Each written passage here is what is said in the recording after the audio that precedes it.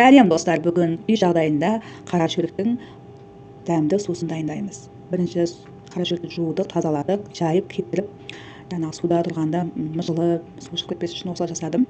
Суы қайнағанша осылай шашқа жақсылап шайып алдым. Қызымыз екеуміз жуылған, тап-таза улаған банкіге бөліп салып жатырмыз. Қызым маған көмектесіп жатыр. Жаным, осылай көмекші қызымның барына шүкір. Енді қараңыздар, банкіге бөліп аламыз жақсылап. Ол қара шөлікті міндетті түрде толтырып салу міндетті емес. Осылай жартылай саламыз. Сосын қайнаған су құямыз. Жақсылап қайнатқан суды құйып, толтырып, жаңағы шегіртті үйде қандай бокал бар, дәу бокалға болса 1,5 болады. Кішкентай дәу бокал болса 2 де салуға болады. Шегір. Өте жақсы мұқият қарасаңыздар, барлығы видеода түсінікті. Соңына дейін қараңыздар, үйреніп алыңыздар. Жаңағы қыстың қамын жаз ойла деген бар. Жақсылап үйреніп алсаңыздар, қыста рахаттанып ішіп жатасыздар, Құдай қаласа. Өте керемет сусын болады.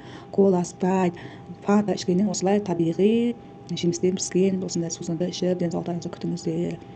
Енді осылай қайнаған суды мен құйып жатырмын. Жақсылап құйып аламыз. Өйткені бір жағынан бұл компотты, қара шөлікті ыстық суға дайындап жатырмыз. Негізі процесс сондай да. Жақсылап барлығына су құйып шығамыз. Өте жақсылап құйып шығамыз. Осылай қайтадан құйған суды осылай құйып тастаймыз банкіге, ыдысқа. Банкідегі сусынды осылай құямыз.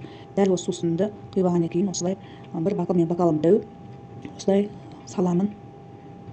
Тәтті болған жақсы деп осындай бокалға дайындап, шекерімді салып шықтым барлығына. Осылай салып шықтым. Барлығына бір бокалдан салып шықтым. Өйткені менің бокал өте үлкендеу. Осыны көзім өлермен салдым. Жаңағы ыстық судағы дайын болған сусынды қайнатуға қойып қойдым. Өйткені 2 литр банкіге мен бірақ бокал салдым да, ал 3 литр банкіге 2 дәу бокалдан салдым. Өйткені тәтті болған қаладым да.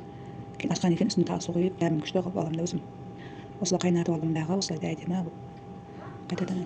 Өйткені кейін мынандай банкамыздың өзі артып кетпес үшін осылай тағы бір қайнатып алдым, сенімді болу үшін.